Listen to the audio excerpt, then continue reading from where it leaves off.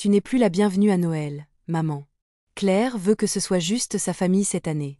C'est ce que mon fils Julien m'a dit, 3 jours avant Noël. Sans trembler. Sans honte. Je m'appelle Madeleine Chevalier, j'ai 72 ans, et ce que je vais vous raconter n'est pas une jolie histoire de fête en famille. C'est une histoire de trahison, d'éveil brutal, et d'une femme qui a décidé, après une vie entière de silence et de sacrifice, que trop c'est trop. Je me souviens parfaitement du moment où tout a basculé. Nous étions le 21 décembre. Lyon était couvert de lumière, les vitrines pleines de rubans rouges, les trottoirs encore mouillés par la pluie de la veille. Chez moi, le sapin scintillait déjà, et une odeur de cannelle flottait dans la cuisine. Je préparais, comme chaque année, mes fameux sablés à la confiture de framboise. Julien les adorait quand il était petit. Il disait toujours « Ils ont le goût de l'enfance, maman ». J'étais en train de plier la nappe brodée de ma mère, celle que je ne sortais que pour les grandes occasions, quand le téléphone a sonné. « Allô, Julian. J'ai acheté ton saumon fumé préféré, et devine quoi? La bûche est déjà au congélateur. Tu viens toujours le 24 au soir, n'est-ce pas ?» Un silence. Puis sa voix, plus dure que d'habitude. « Maman, écoute, je dois te dire quelque chose. Claire, enfin, on a décidé que cette année, on passera Noël chez ses parents. C'est plus simple. Plus simple. » Ce mot a résonné dans ma tête comme un écho cruel. Plus simple pour qui? Pour moi, Noël, c'est toi, c'est nous. Depuis 38 ans, on le fête ensemble. J'ai déjà tout préparé, mon chéri. Il y a eu un soupir de l'autre côté. Justment, maman. Tu t'investis trop. Tu fais de Noël un poids. Claire pense que tu mets une pression inutile sur tout le monde. Et franchement, elle a pas tort. Une pression? Parce que je prépare le dîner. Parce que je dresse une jolie table et que je t'attends avec amour. Il y a eu un silence plus long. Puis, presque gêné. Claire trouve que tu fais toujours la tête pendant les fêtes. Que tu parles trop de papa. Que tu pleures dans ton coin. Elle pense que ça plombe l'ambiance. J'ai eu du mal à respirer un instant. Mon mari, Gérard, est mort il y a 11 ans. Il était l'amour de ma vie. Et oui, parfois, à Noël, je verse une larme. Parce qu'il me manque. Parce qu'il aurait aimé voir notre fils devenir père à son tour. Donc, je suis un fardeau. C'est ça? Personne n'a dit ça, maman. Mais cette année, ce sera sans toi. On veut quelque chose de plus joyeux. Et on espère que tu comprendras. Comprendre. J'ai raccroché sans un mot. Et je suis restée là, debout, les mains pleines de farine, le cœur vide. Le soir même, j'ai ouvert le buffet du salon et j'ai sorti le classeur noir que je gardais précieusement depuis tant d'années. À l'intérieur, tous mes relevés bancaires, mes livrets, mes contrats d'assurance vie. Tout au nom de Julien. Comme toujours. Depuis toujours. J'avais mis 215 000 € de côté en travaillant comme couturière pendant 45 ans. Chaque pièce que j'avais reprise, chaque robe que j'avais retouchée, c'était pour lui. Pour, plus tard. Pour qu'il ait une sécurité. Je ne m'étais jamais acheté de voiture. Jamais parti en vacances. Je vivais dans 45 mètres carrés, avec un chauffe-eau capricieux et une moquette qui date des années 90. Et soudain, ce soir-là, j'ai vu tous ces chiffres non pas comme une promesse, mais comme un pouvoir.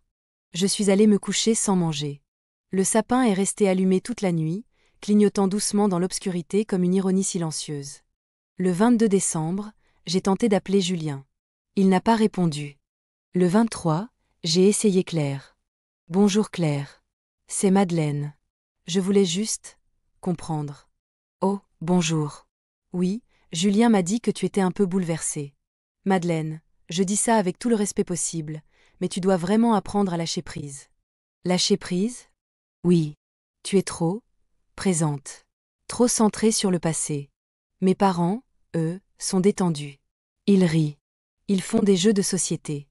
Ils ne passent pas leur soirée à se plaindre de leur arthrose ou à parler de défunts. Noël, c'est censé être joyeux.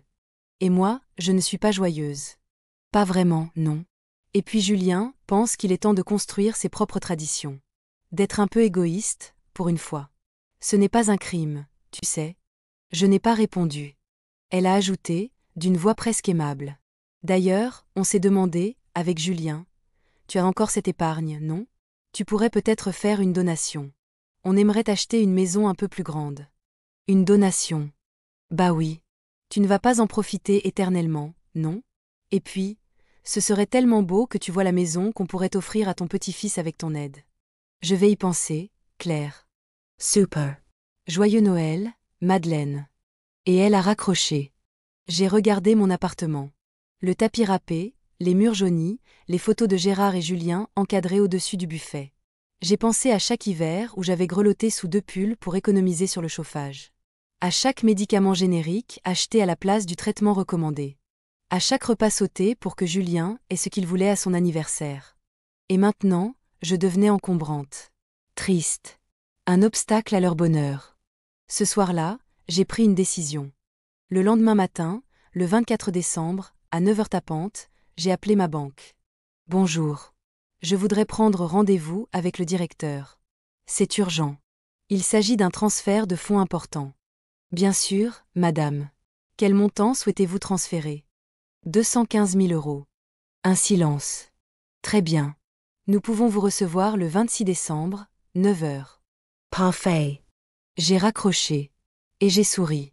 Pas un sourire de joie. Un sourire de paix. Le soir du 24 décembre, je suis restée seule. Mais contrairement à ce que j'aurais cru, je ne me sentais pas triste.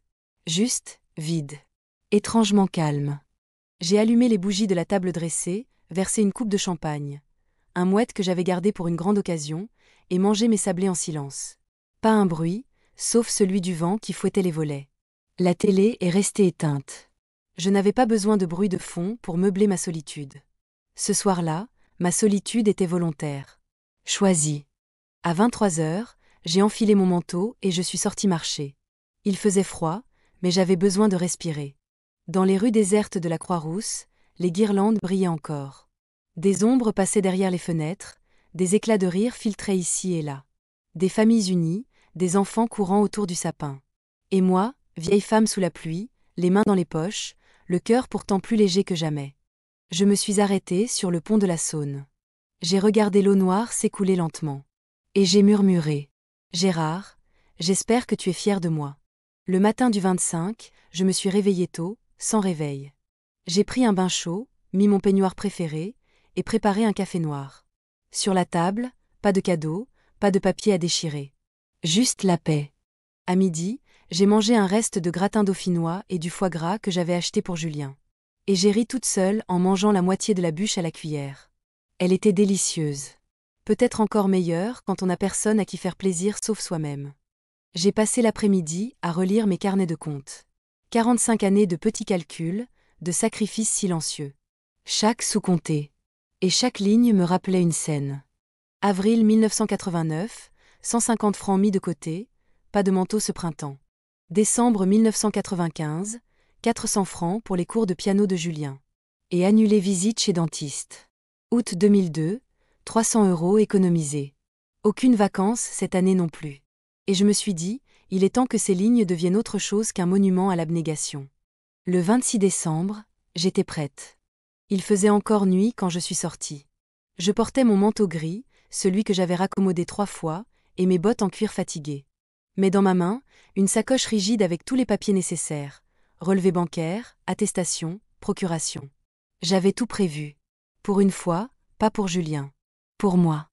À 8h55, j'étais devant la banque. Le Crédit Agricole de la rue Servien. Le directeur, un homme jeune aux lunettes fines, m'accueillit avec un sourire poli, vaguement condescendant. Madame Chevalier, installez-vous. Vous avez parlé d'un transfert important? Je posai calmement la sacoche sur la table. Oui. Je souhaite retirer l'intégralité des fonds des comptes joints avec mon fils Julien Chevalier. Et transférer cette somme vers un compte à mon nom seul. Il haussa les sourcils. Cela représente une somme considérable. 215 000 euros, précisément. Bien. Puis-je demander ce qui motive ce transfert? Je levai les yeux vers lui, mon regard fixe, solide. Une révélation. Et la fin d'une illusion. Il hocha la tête sans insister, tapant sur son clavier. Après quelques minutes de silence tendu, il releva les yeux. J'ai besoin de quelques signatures. Et d'une pièce d'identité, s'il vous plaît. Je signai. Avec assurance. Mon écriture, que je croyais fatiguée, s'était faite droite et ferme. Le transfert sera effectif d'ici 1 heure. Parfait. Et je souhaite que vous envoyiez une notification écrite à mon fils. Il est temps qu'il apprenne à quoi ressemble l'indépendance. Très bien, madame. Et puis-je vous demander ce que vous comptez faire de cette somme, si ce n'est pas indiscret?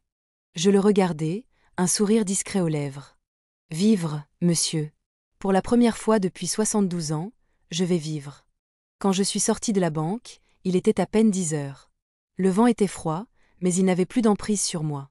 J'ai marché jusqu'à une petite brasserie que j'aimais bien, mais dans laquelle je n'étais jamais entré, jugeant les prix trop élevés.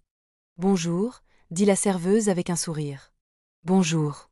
Je vais prendre un café crème et une brioche au sucre. Je m'assis près de la fenêtre, observant les passants. Tous pressés, les bras chargés de sacs. Et moi, pour la première fois, sans charge, sans attente. Libre. À 10h30, mon téléphone vibra. Un message. Ankanu. Mammon. C'est quoi cette histoire de compte fermé? Tu peux m'appeler? Puis un autre. Je comprends pas ce qui se passe. Tu peux au moins m'expliquer? Et enfin, l'appel. Je n'ai pas décroché. Pas encore. J'ai payé mon café, laissé 5 € de pourboire, et je suis parti avec le sentiment d'avoir tourné une page immense. À midi, alors que je traversais la place Bellecour, le téléphone sonna encore. Julien. Je répondis. Allô maman? C'est quoi cette folie? J'ai reçu une alerte de la banque. Tous les comptes sont vides. Bonjour Julien. Tu vas bien? Ne fais pas semblant. Où est passé l'argent? Dans un compte à mon nom. Là où il aurait toujours dû être. Tu ne peux pas faire ça. Je m'arrêtai net au milieu de la place. Tu veux dire, je ne peux pas récupérer mon propre argent? Celui que j'ai mis de côté en cousant jusqu'à 1h du matin pendant 45 ans? Celui que j'ai économisé pendant que tu allais au ski avec Claire, pendant que je mangeais du riz pendant 3 jours pour équilibrer mes comptes? Silence. Maman, j'avais besoin de cet argent. Besoin? Pour faire quoi? M'ignorer avec plus de confort? Construire ta belle vie sans moi, mais avec mes sacrifices? C'est injuste. Je me remis en marche. Ce qui est injuste, Julien, c'est de passer 38 Noëls ensemble et de me remplacer par des gens qui ne m'ont jamais adressé un mot. Ce qui est injuste, c'est d'appeler ça de l'amour tout en me rayant du tableau quand ça vous arrange. Ce qui est injuste, c'est de croire que je suis éternelle. Maman, je suis désolée. Moi aussi. Mais cette fois, je vais faire les choses autrement. J'ai raccroché. Et j'ai continué à marcher. D'un pas plus léger que jamais. Il m'a rappelé 4 fois dans la même journée. J'ai ignoré chaque appel. Et ce soir-là, en m'asseyant dans mon vieux fauteuil près de la fenêtre, j'ai fait quelque chose que je n'avais pas fait depuis longtemps. J'ai rêvé. Pas des rêves de mère. Pas des rêves pour les autres. Des rêves pour moi. Je me suis demandé ce que je ferais avec cet argent si je pensais un peu comme Claire, sans culpabilité. Sans justification. Et les réponses sont venues. Je referai ma cuisine. J'achèterai un canapé neuf, sans ressort qui grince. Je visiterai Florence, le rêve de ma jeunesse.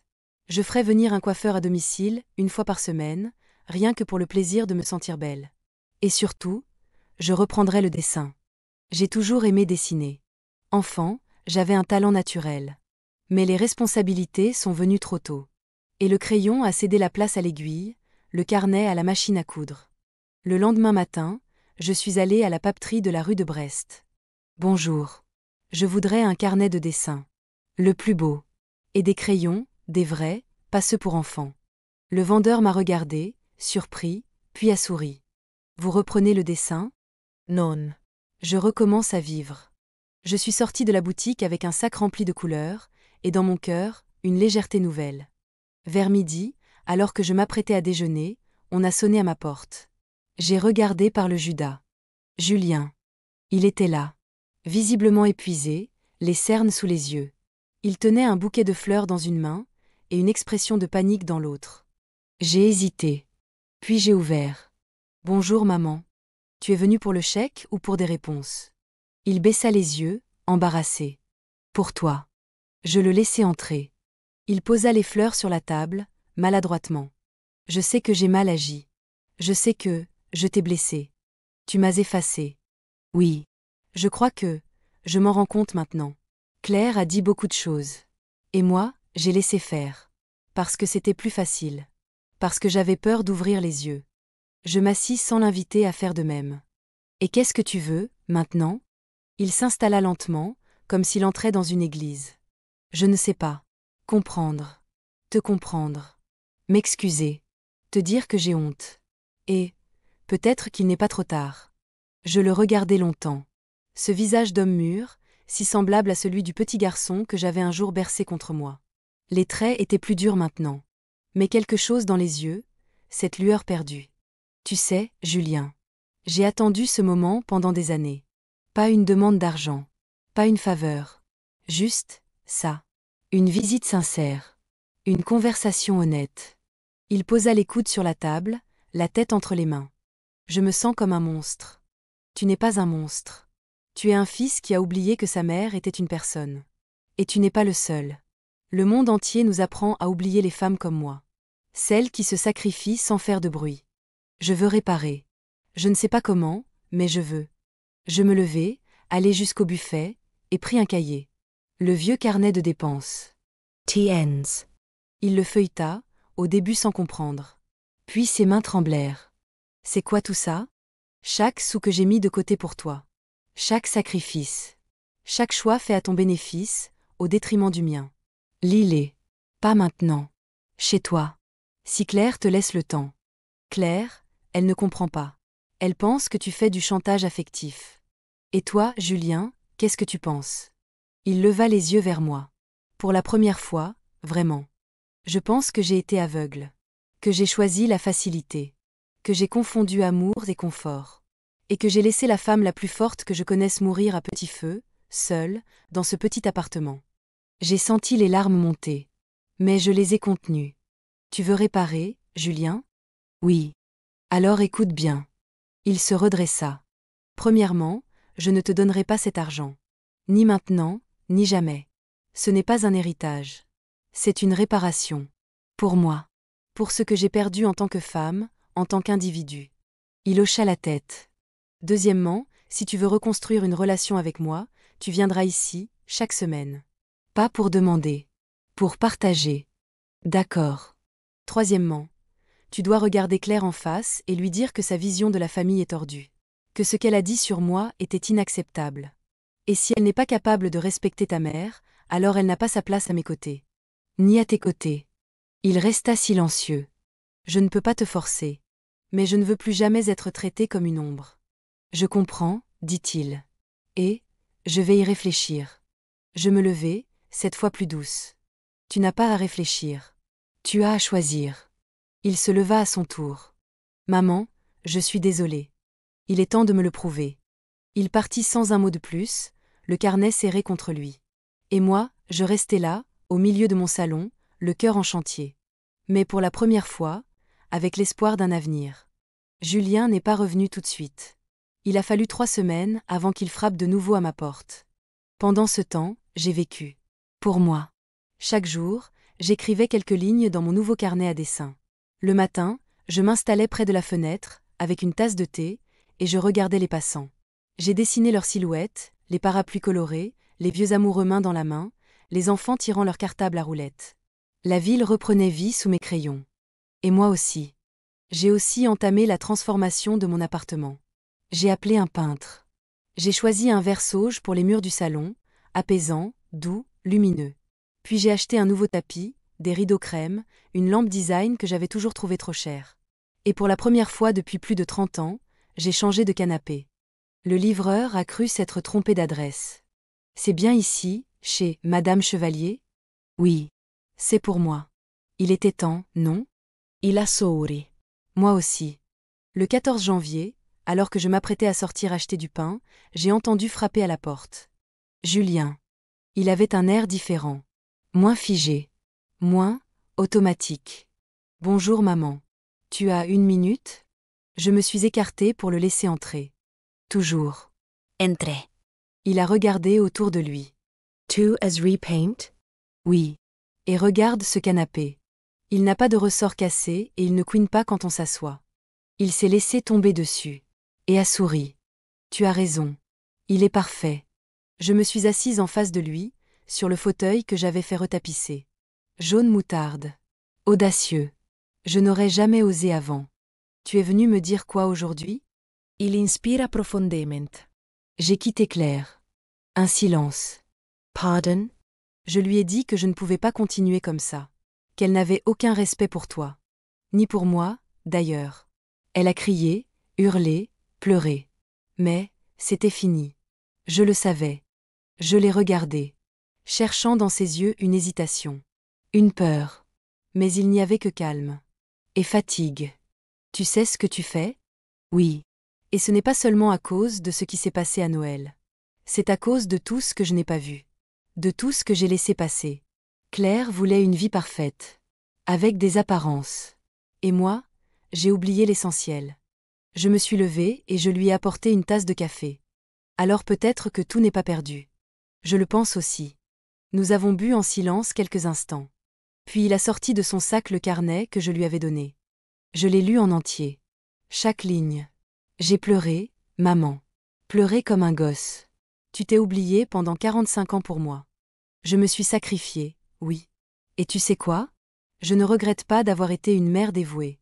Mais je regrette de m'être effacée. D'avoir cru que c'était normal. Que c'était ça, aimer.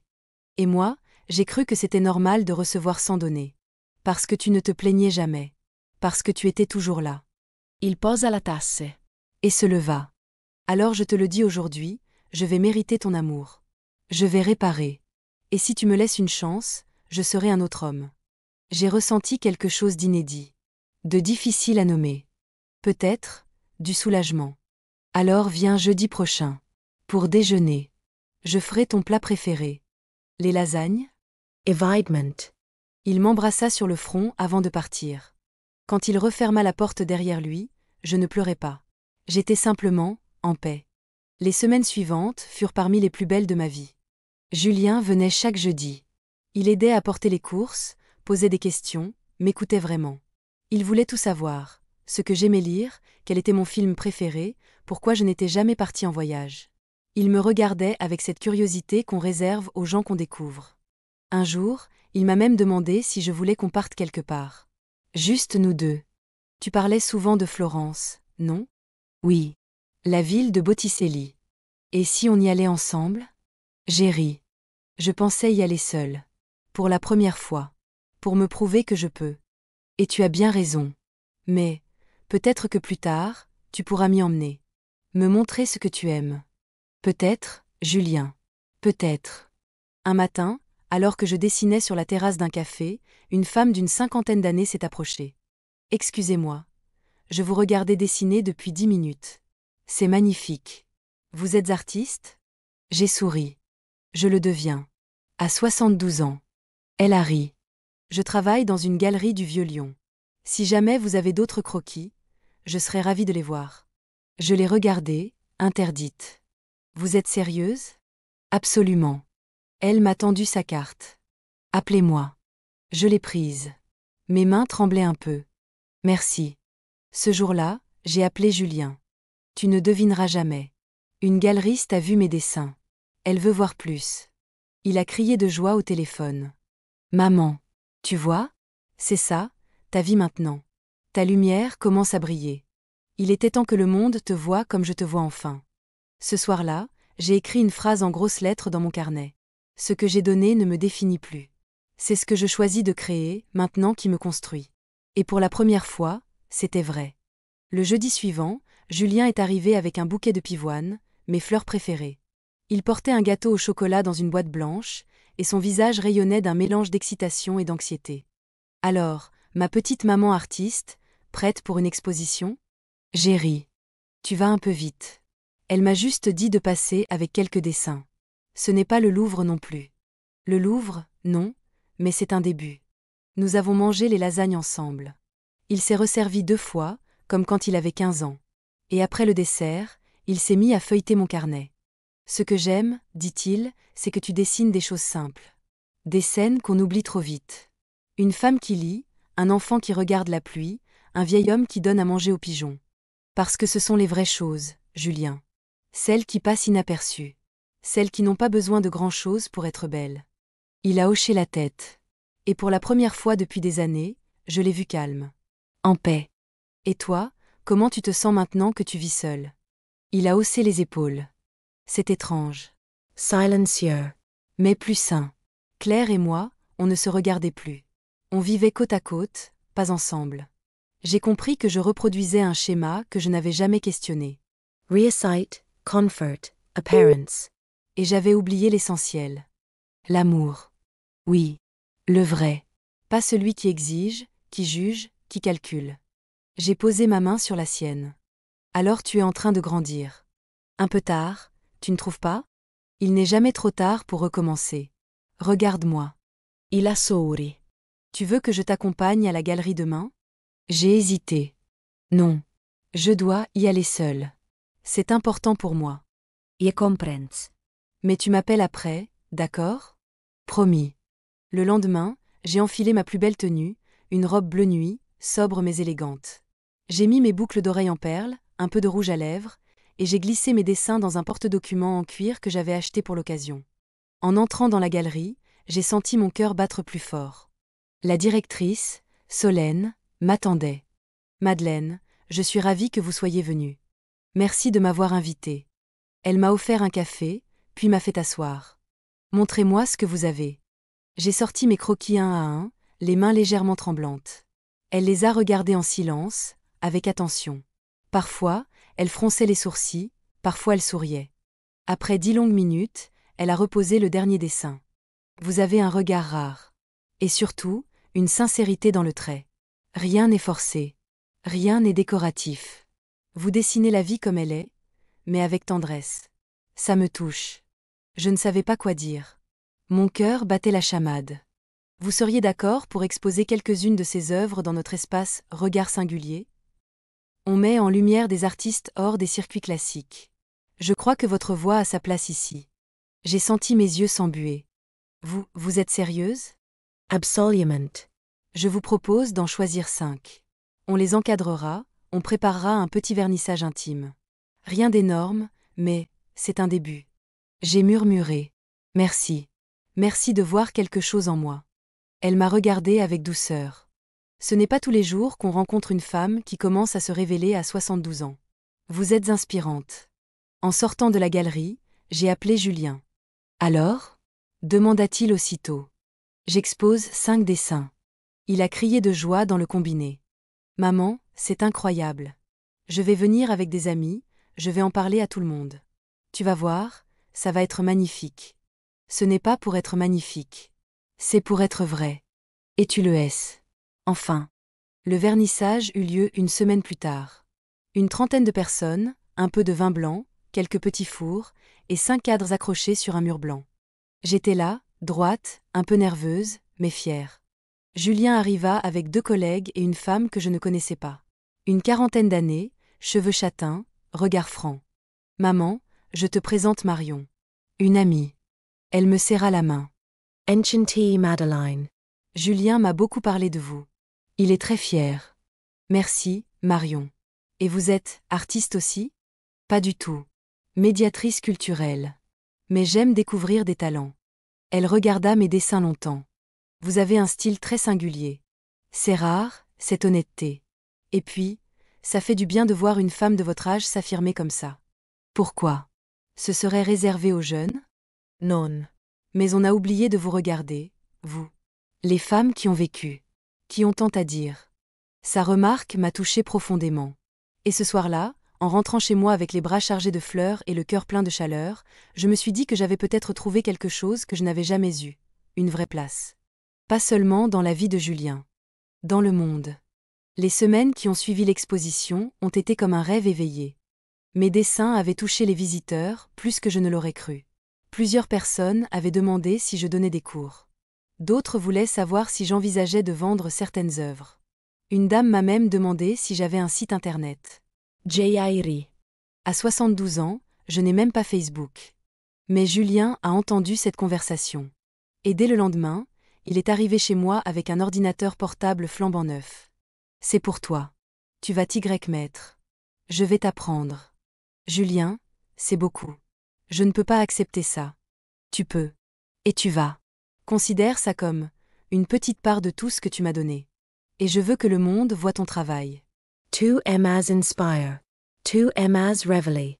Il a passé 3 heures à m'expliquer comment envoyer un email, comment transférer une photo, comment ouvrir un compte Instagram. J'étais nulle. Mais j'étais volontaire.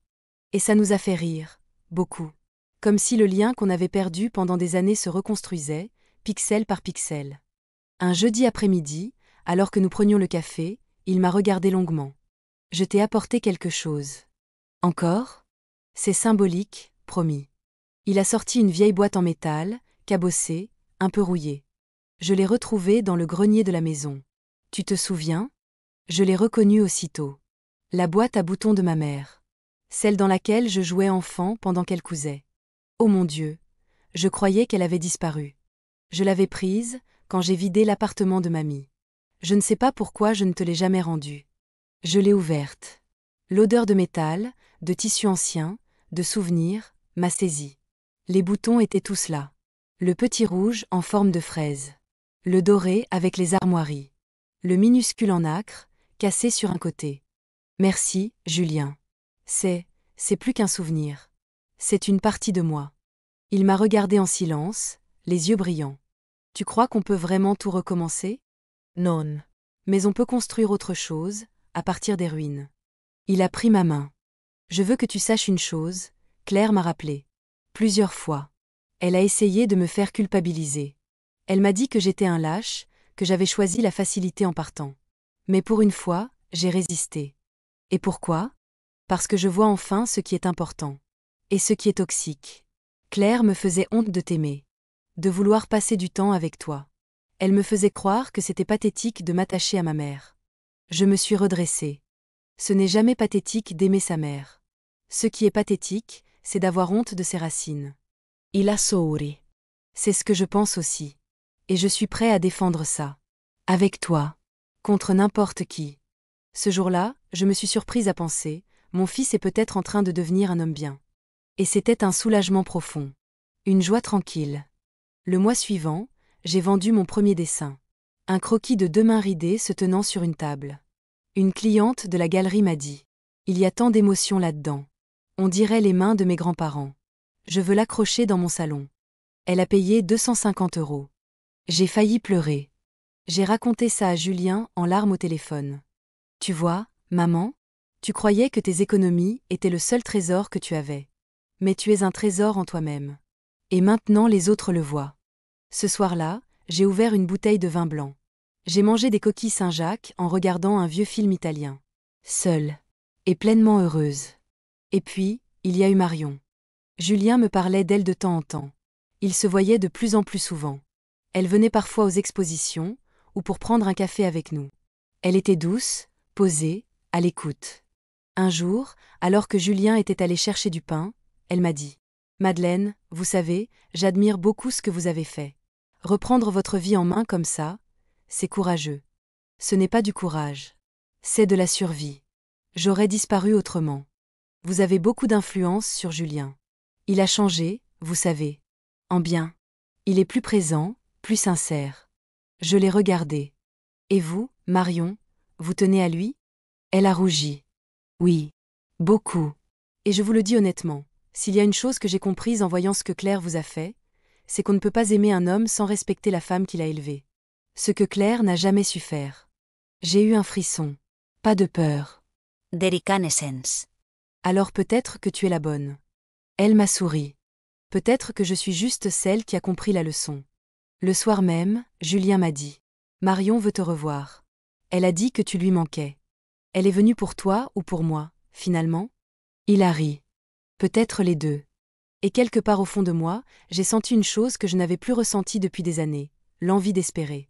Pas seulement pour moi. Pour lui aussi. Peut-être qu'en réparant une mère, on peut réparer un homme. Et en réparant un homme, on peut guérir une lignée entière. Le printemps est arrivé, doucement, comme un pardon. Les arbres de la place Carnot se sont mis à fleurir. Les oiseaux, qu'on n'avait plus entendus depuis l'hiver, ont rempli l'air d'un chant discret mais obstiné. Moi, j'avais retrouvé une routine simple et douce, dessiner le matin, me promener l'après-midi, recevoir Julien le jeudi. Parfois, Marion venait aussi. Et peu à peu, je m'étais mise à espérer quelque chose que je n'aurais jamais osé rêver. Une vraie famille, cette fois bâtie sur le respect. Un jeudi, Julien est arrivé avec une boîte à la main. Qu'est-ce que c'est, encore ? Une surprise ? Un souvenir. Tu vas comprendre. Il a posé la boîte sur la table et l'a ouverte. À l'intérieur, il y avait un album photo. Ancien. Recouvert de tissu bleu, jauni par le temps. Je l'ai retrouvé chez Claire. Je croyais qu'il avait été perdu. C'est l'album que tu faisais quand j'étais petit. Je l'ai ouvert. Première photo, Julien, 2 ans, couvert de confiture. Mon mari derrière lui, hilar. Deuxième photo, moi, en tablier, penché sur une machine à coudre, les cheveux attachés, le regard fatigué mais tendre. Tu étais belle, murmura Julien. J'étais jeune. Et épuisée. Mais heureuse. Parce que je croyais que l'amour que je donnais suffirait à me protéger du vide. Et aujourd'hui, je ne donne plus pour combler. Je donne quand je reçois. Il tourna les pages lentement. À chaque photo, un souvenir remontait. Julien avec son cartable trop grand, devant l'école. Julien malade, dans son lit, moi à son chevet. Julien soufflant ses 18 bougies, son père déjà absent, et moi cachant mes larmes. J'ai été tellement aveugle, dit-il. Je croyais que tout ça était normal. Qu'une mère, ça faisait tout sans rien demander. C'est ce que je t'ai appris. Et c'est pour ça que j'ai dû tout déconstruire. Il ferma l'album. Maman, j'ai quelque chose à te dire. Je t'écoute. J'ai demandé Marion en mariage. Mon cœur fit un bond. Une part de moi ressentit une peur réflexe, comme un animal qui a été blessé une fois et qui redoute que ça recommence.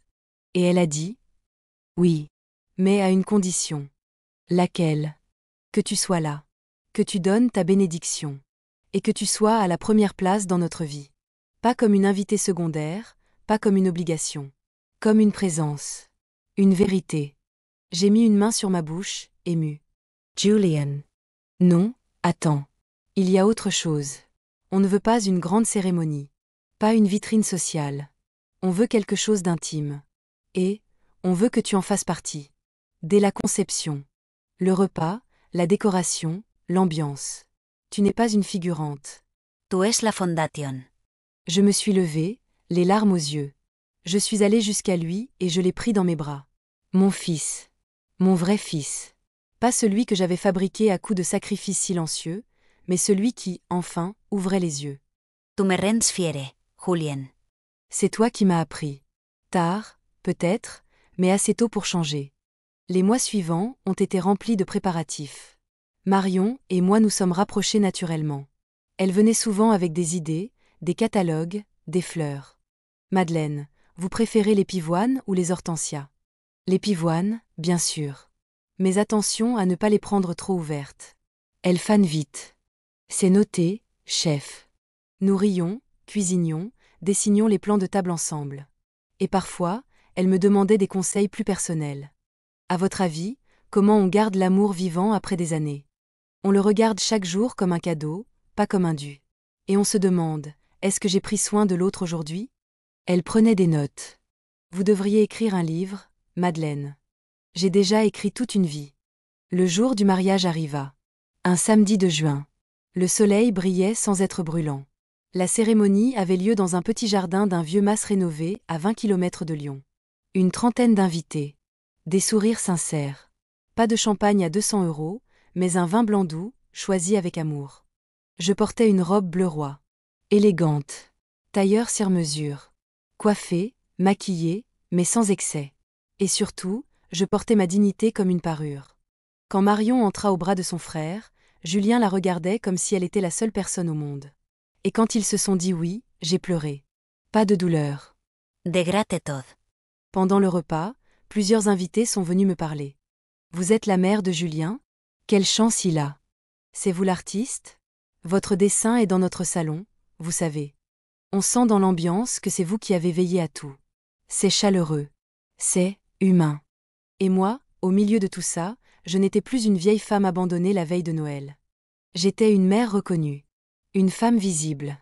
Une artiste respectée. Et surtout, j'étais enfin celle que j'avais toujours été, mais que personne ne regardait vraiment.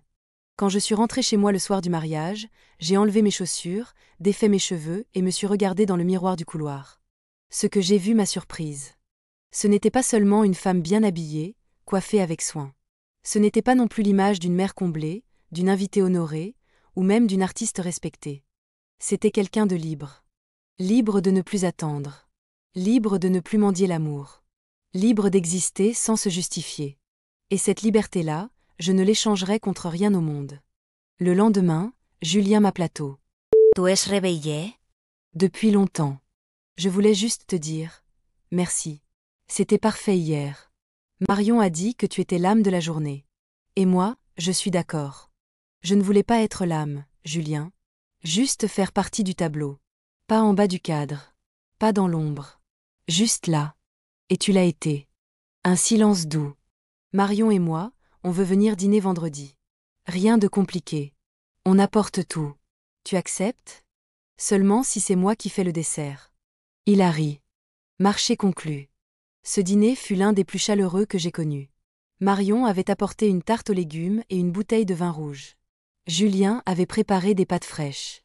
Et moi, j'avais fait ma fameuse tarte tatin, celle que j'avais arrêté de faire après le décès de Gérard. Pendant le repas, Marion m'a regardée et a dit « Est-ce que tu as déjà pensé à écrire ton histoire ?» J'ai haussé les épaules. Pourquoi faire ? Parce que ce que tu as vécu, beaucoup de femmes le vivent. Mais peu le racontent. Et encore moins trouvent le courage d'en sortir. Julian Ajuta. Ton parcours mérite d'être entendu. Pas pour flatter ton ego. Pour réveiller d'autres silences. Je n'ai pas répondu. Mais cette idée a commencé à germer dans ma tête. Comme une graine qu'on n'avait jamais osé planter. Le lundi suivant, je suis allée à la bibliothèque municipale. J'ai emprunté un carnet vierge. Et j'ai écrit, à la première page, en lettres majuscules. Ceci est mon histoire. Les mots sont venus doucement. Puis de plus en plus vite. Mes souvenirs s'alignaient comme des notes de musique sur une portée. Le froid des matins à 6 heures, les aiguilles qui piquaient mes doigts, la peur des fins de mois, les éclats de rire de Julien Petit, les Noëls solitaires, le coup de téléphone qui a tout brisé. Et enfin, la banque. La pluie. Le silence. Et la renaissance. J'écrivais chaque jour. 2 pages. Parfois 3. Le matin, après mon café. C'était devenu mon rendez-vous avec moi-même.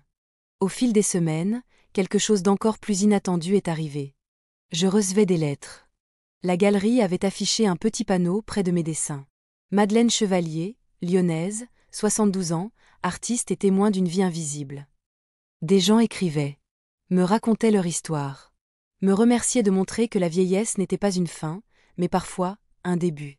Une femme de Toulouse m'a envoyé une photo de son atelier de couture, qu'elle avait rouvert après 10 ans de silence. Un homme de Nantes m'a écrit pour me dire qu'il avait appelé sa mère, qu'il n'avait pas vue depuis 3 ans. Et un jour, une lettre est arrivée sans adresse d'expéditeur. Écrite à la main, sur un papier jauni. Je suis désolée. Pour tout. J'ai fait du mal à ma propre mère, comme ton fils t'en a fait. Mais à la différence de lui, je ne l'ai pas rattrapée à temps.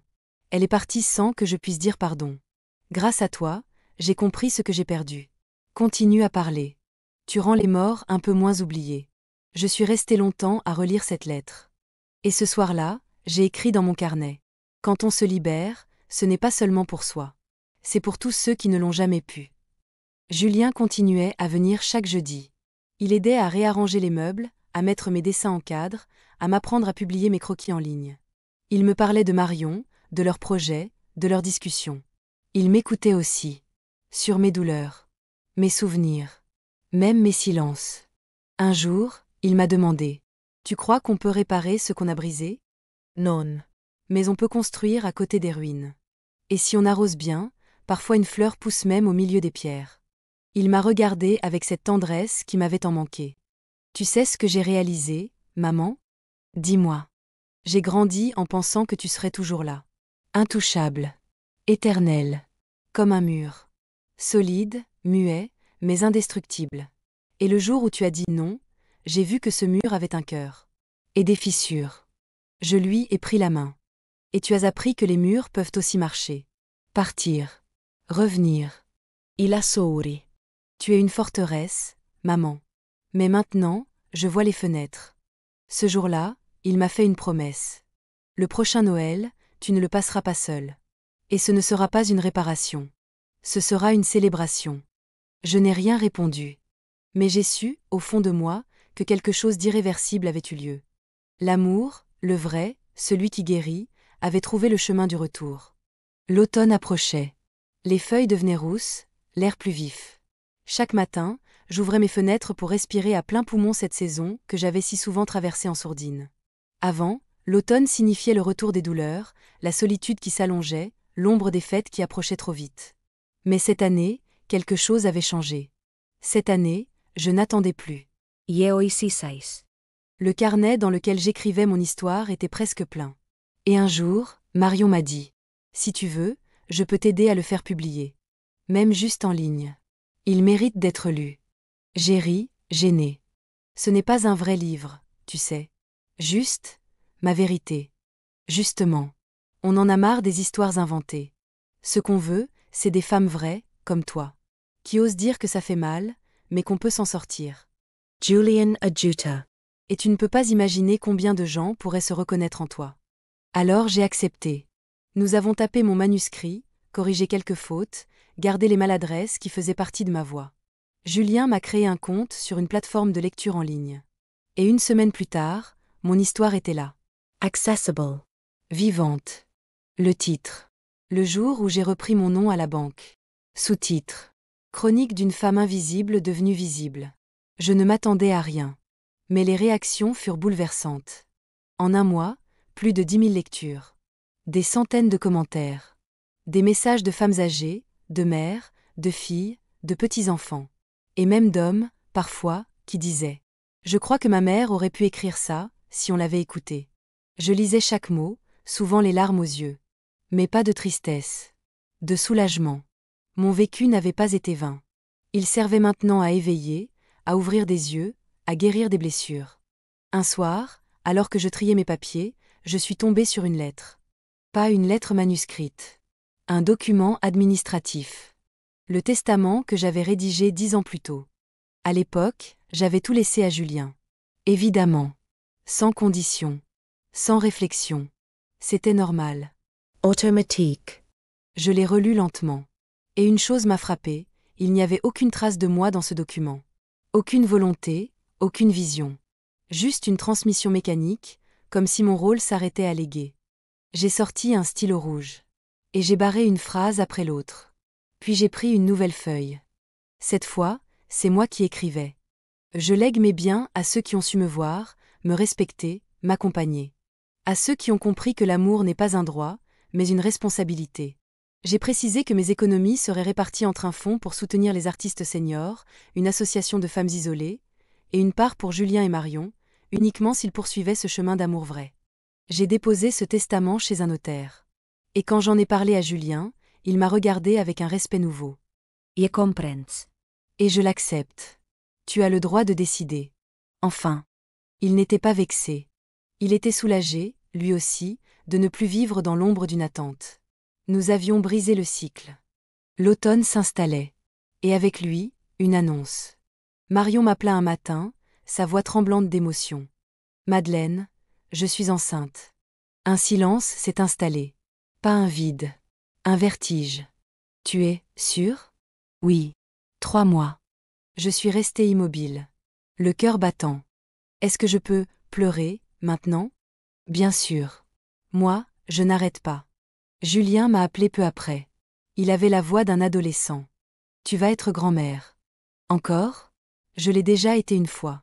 Mais cette fois, je crois que je vais le devenir vraiment. » Il a ri. « Et puis, on aimerait que tu sois présente à chaque étape. Si tu veux. L'échographie. Le choix du prénom. Même la décoration de la chambre. Je veux tout. Même les nausées, s'il le faut.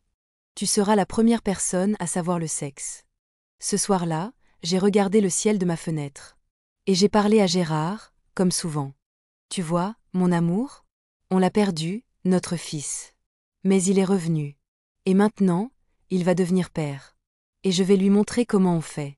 Pas en s'effaçant, mais en aimant debout. » Je n'étais plus seule. Et je ne l'avais plus été depuis le jour où j'étais entrée dans cette banque pour dire « ça suffit ». Je repensais souvent à ce moment-là.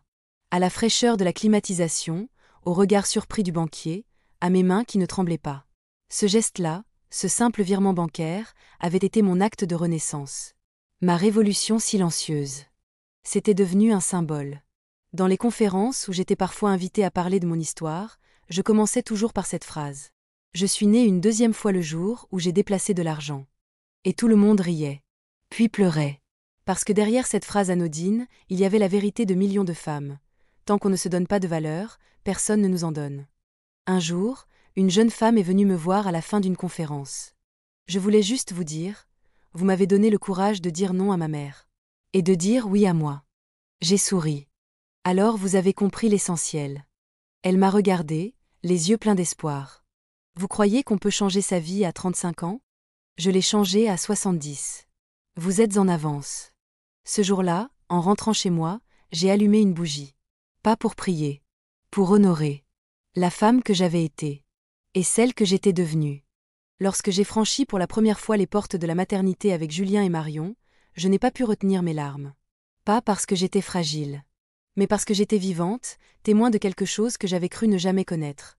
Une renaissance dans la lignée, une transmission non plus d'argent, mais d'âme. Julien tenait la main de Marion, qui souriait malgré les nausées, les cernes et la tension. Elle m'a regardé en posant la main sur son ventre arrondi. Vous sentez? Il bouge dès qu'il entend votre voix. Alors il reconnaît déjà une femme qui parle fort et qui ne s'excuse plus. Nous avons ri. La première échographie, où j'ai été invitée, fut un moment suspendu. L'écran gris, les petits battements de cœur, l'image floue d'un être à peine formé, mais déjà attendu. Julien tenait ma main, silencieux. Et quand le médecin a dit « C'est une fille », il a éclaté en sanglots. De joie. D'émotion. Peut-être aussi de crainte. Après, dans le couloir, il m'a pris à part. J'ai peur de ne pas être à la hauteur. Tu le es déjà. Parce que tu poses la question. Les hommes dangereux, ce sont ceux qui croient qu'ils savent tout. Ceux qui imposent. Ceux qui ne demandent jamais pardon. J'ai été comme ça, avant. Tu étais. Mais tu n'es plus. Marion voulait que je sois présente pour le choix du prénom. Nous avons passé un après-midi entier à feuilleter des livres, à rire devant les prénoms les plus étranges. Et si on l'appelait Madeleine? Dit Marion en me regardant. Je suis restée figée. Non. Je veux qu'elle ait sa propre lumière. Je ne veux pas qu'elle porte le poids de ce que j'ai vécu. Donnez-lui un prénom libre. Et c'est ainsi qu'ils ont choisi Élise. Court. Musical. Joyeux. Le jour de la naissance, j'étais dans la salle d'attente, un thermos de café dans une main, un vieux foulard dans l'autre, celui que Gérard m'avait offert l'année où Julien était né. Quand j'ai entendu les premiers cris, je me suis levée sans même m'en rendre compte. Une sage-femme est venue à ma rencontre. Vous êtes la grand-mère? Je crois que oui. Ils veulent que vous soyez la première à voir Élise. Après les parents, bien sûr. J'ai marché jusqu'à la chambre, les jambes tremblantes. Et là, dans les bras de Julien, une petite chose rose, endormie, les poings fermés comme des promesses.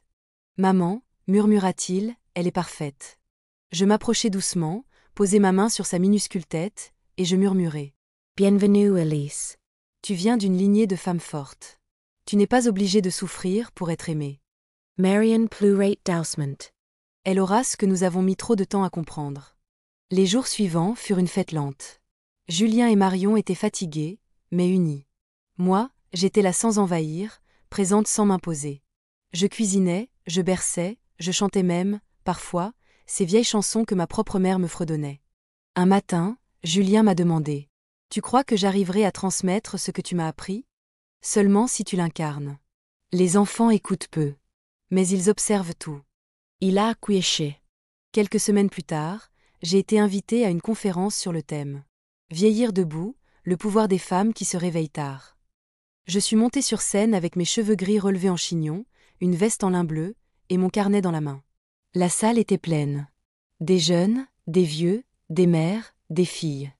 Je me suis avancée vers le micro et j'ai dit « Je m'appelle Madeleine Chevalier. J'ai 73 ans. Et je suis née pour la deuxième fois à 70. Pas dans une maternité, mais dans une banque.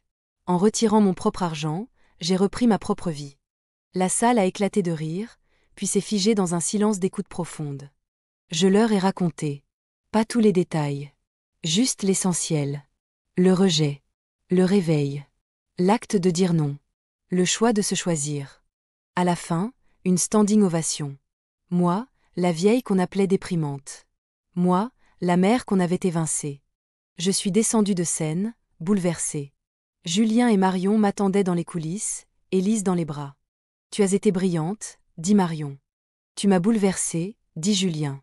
Et fière, si tu savais. Je pris Élise contre moi. Elle dormait paisiblement. Et là, j'ai pensé à toutes les femmes dans mon histoire familiale. Celles qu'on avait fait taire. Celles qui avaient tout donné. Celles dont personne n'avait jamais raconté la vie. Et je me suis dit, toi, petite fille, tu viens d'un héritage de courage. Et maintenant, tu as le droit de rêver grand. De retour chez moi, j'ai ouvert une nouvelle page dans mon carnet. J'ai écrit. Ma vengeance, c'est la joie. Mon arme, c'est ma voix. Mon héritage, c'est la liberté. Puis j'ai refermé le carnet. Ce n'était pas la fin de mon histoire. Mais c'était, peut-être, la fin de mon silence. Les mois ont passé comme une douce chanson, les jours se suivant sans fracas mais pleins de sens. L'automne avait laissé place à l'hiver, mais ce n'était plus le même hiver que celui d'un an plus tôt. Ce n'était plus l'hiver du rejet, de la solitude et du téléphone muet. C'était un hiver habité, vibrant, riche d'une présence simple et vraie. Le 20 décembre, Julien m'a appelé. On a parlé avec Marion. Et on veut que Noël ait lieu chez toi cette année. C'est toi qui cuisines. C'est toi qui choisis. Nous, on s'adapte. Il avait dit ça comme une évidence. Mais moi, j'ai senti un nœud se former dans ma gorge. Tu es sûr? Absolument. Ce n'est pas une faveur. C'est un retour. C'est là que tout a commencé. Et c'est là qu'on veut être. J'ai raccroché, la main encore sur le combiné, et j'ai regardé autour de moi. Mon petit appartement, que j'avais tant méprisé avant, était devenu un cocon. Il ne brillait pas de luxe, mais de chaleur. Et cette année, ce serait là que ma petite fille ouvrirait son premier cadeau de Noël. Je me suis mise à préparer comme avant, mais avec une différence cruciale. Je n'attendais plus de reconnaissance. Je cuisinais par envie, pas pour mendier l'amour. Chaque plat, chaque détail de décoration était une offrande à moi-même et à ceux qui me voyaient enfin. Le 24 décembre, à 18h précise, on a sonné. J'ai ouvert la porte. Julien, en costume simple mais soigné. Marion, rayonnante avec Élise contre elle dans un petit manteau blanc. Et entre eux, un panier de victuailles, une bouteille de champagne et une pile de cadeaux soigneusement emballés. On est à l'heure, chef. Dit Marion en riant. Entrez, les enfants. Vous êtes chez vous. Ils ont enlevé leurs manteaux, posé les paquets près du sapin. La maison s'est remplie aussitôt de rires, d'odeurs de cannelle, de voix entrecroisées. Julien m'a aidé à mettre la table. Il a sorti le service en porcelaine de ma mère, celui que j'avais arrêté d'utiliser pendant des années. Je l'avais ressorti cette année, non pas pour impressionner, mais pour honorer. Ça me rappelle mes Noëls d'enfance, dit-il en touchant le bord doré de l'assiette. Moi aussi, murmurai-je. Mais cette fois, je ne suis pas en train de tout faire en pleurant. Le repas fut joyeux. Simple. Sans drame. On a ri d'histoires passées, chanté quelques chansons, échangé des anecdotes. À un moment, Marion a pris Élise dans ses bras et a dit « C'est à elle qu'on doit penser maintenant. Elle mérite de grandir dans une famille où personne ne disparaît dans le silence. » J'ai senti une larme couler discrètement sur ma joue. Julien a levé son verre. « À toi, maman. Pour avoir eu le courage de dire non. Tu nous as montré la voie. Ce Noël, c'est grâce à toi. » J'ai levé mon verre à mon tour. Et à vous, pour avoir choisi de revenir sans attendre que je meure. Tout le monde a ri. Puis, plus tard, alors que Marion et Élise s'étaient endormies sur le canapé, Julien et moi sommes restés dans la cuisine. Lui avec une tisane, moi avec un petit verre de cognac. « Tu penses encore à ce Noël-là » me demanda-t-il. Oui, mais plus comme une blessure. Plutôt comme un point de bascule. Tu sais ce qui me fait le plus mal ? Je le regardais, curieuse. C'est de savoir que j'étais capable de tant d'indifférence. Que j'ai mis si longtemps à ouvrir les yeux. Je posai ma main sur la sienne. Tu as ouvert les yeux. C'est tout ce qui compte. Il me regarda. Tu m'as pardonné, maman ? Je t'ai pardonné quand tu as su me demander pardon sans le monnayer. Quand tu n'as plus voulu mon argent, mais ma vérité. Il serra ma main fort. Et dans son regard, j'ai vu une promesse silencieuse, celle de ne plus jamais m'oublier. Plus tard, dans la nuit, je me suis levée pour boire un verre d'eau. En passant devant le salon, j'ai vu Marion endormie, la tête sur l'épaule de Julien. Élise dormait paisiblement dans son berceau portatif, ses petits poings serrés comme si elle agrippait déjà l'avenir. Je suis restée un moment à les regarder. Pas comme une spectatrice, mais comme une matriarche. Une femme debout. Puis je suis retournée me coucher, avec dans le cœur une paix que je n'avais pas connue depuis des décennies. Le lendemain matin, le 25, j'ai reçu un message inattendu. Claire. Je sais que je n'ai pas le droit de vous écrire. Mais je voulais vous dire que j'ai lu votre histoire. Qu'elle m'a bouleversée. Et que je suis désolée. Pas pour Julien. Pour moi. Parce que j'ai été aveugle. Et cruelle. Je ne demande rien. Juste, Pardon. Je suis restée longtemps à fixer l'écran. Puis j'ai répondu. Le pardon n'est pas un cadeau. C'est un passage. S'il est sincère, il ouvre des portes. S'il est intéressé, il referme les dernières. À vous de savoir ce que vous en ferez. Je n'ai jamais reçu de réponse. Et c'est très bien ainsi. Car certaines pages doivent rester tournées. Et moi, j'écrivais déjà le chapitre suivant. 1 an après ce Noël où j'avais été effacée de la photo de famille, je m'apprêtais à poser pour une autre. Une vraie.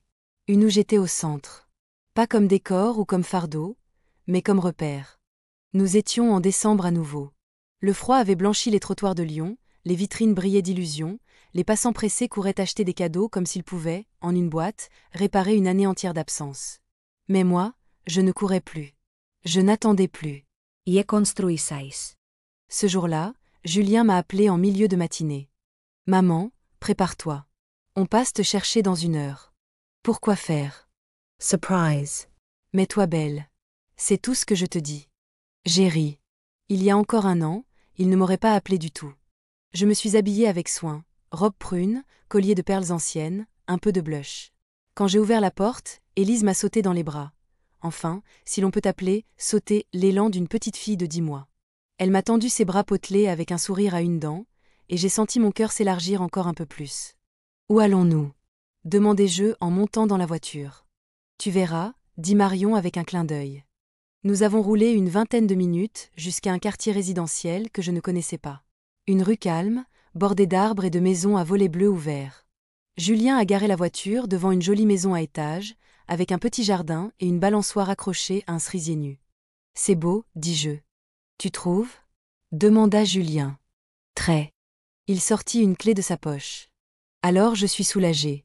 Parce que c'est chez toi maintenant. Enfin, chez vous. On l'a acheté. Marion, Élise et moi. Et il y a une chambre rien que pour toi. Pas une chambre d'amis. Une vraie chambre. Ta place. Toujours. » Je suis restée sans voix. Literalment. Vous avez acheté une maison ? Oui. Et pas avec ton argent, maman. Avec le nôtre. Parce qu'on a compris que si on voulait aimer pleinement, il fallait que ce soit dans la continuité. Pas dans les miettes du temps. Ils m'ont fait visiter. La cuisine lumineuse, la chambre d'Élise décorée de dessins d'animaux, le salon avec une bibliothèque où déjà quelques-uns de mes carnets étaient rangés. Et puis, au bout du couloir, une pièce sobre, chaleureuse, avec un fauteuil près de la fenêtre. Ici, c'est ta chambre. Quand tu veux. 1 nuit. 1 mois. 1 année. Elle est à toi. Je me suis assise sur le lit. J'ai passé la main sur la couverture. Et j'ai pleuré. Vous savez ce que ça me fait ? Demandai-je, la voix tremblante. Raconte-nous, dit Marion doucement. J'ai passé ma vie à me demander où j'avais le droit d'être. Toujours dans la cuisine. Toujours dans le couloir. Jamais dans la photo de famille, jamais dans la priorité. Et là, vous venez de me dire que j'ai une pièce au cœur de votre maison. Pas un coin. Pas un passage. Une vraie place. Julien s'est agenouillé devant moi. Tu es le fondement de cette maison, maman. Elle n'existerait pas sans toi. Pas parce que tu nous l'as payée, mais parce que tu nous as appris à la mériter. Nous avons pris la première photo de famille dans cette maison. Moi au milieu. Élise dans mes bras.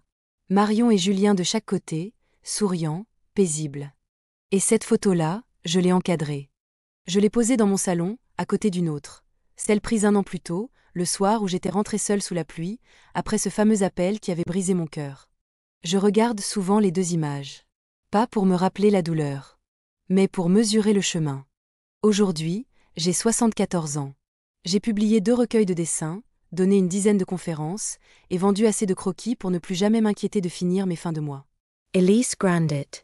Elle dit « Mamé » en courant vers moi, et me tire par la main pour me montrer ses jouets. Julien vient me voir chaque semaine, même sans raison. Il m'aide à porter mes sacs, mais surtout, il me parle. De ses doutes. De ses idées. De son amour pour Marion. Il n'est plus un fils lointain. Il est un homme conscient. Et Marion, elle est devenue ma complice. Elle me raconte tout. Elle me demande conseil. Elle m'emmène au théâtre, au marché, à des cours de yoga pour « mamie rebelle », comme elle dit. 1 an. C'est le temps qu'il a fallu pour transformer une mère oubliée en une femme honorée. Une simple décision, celle de retirer de l'argent, mais surtout de se redonner sa propre valeur. J'ai appris que l'amour sans respect n'est qu'un mirage. que le silence est une prison, et que la dignité ne se négocie pas. Et surtout, j'ai appris que ce n'est jamais trop tard pour dire « et si je me choisissais, pour une fois ». À celles et ceux qui m'écoutent, vous qui donnez sans retour, qui êtes réduits au rôle de figurant dans votre propre vie. Je vous en prie, un jour, allez à votre propre banque. Retirez ce que vous avez donné. Et regardez-le. Comptez-le. Non pas en euros, mais en années, en efforts, en nuits sans sommeil. Et ensuite, décidez ce que vous en ferez. Moi, j'ai décidé de le transformer en lumière. Et cette lumière éclaire désormais tout ce que je touche.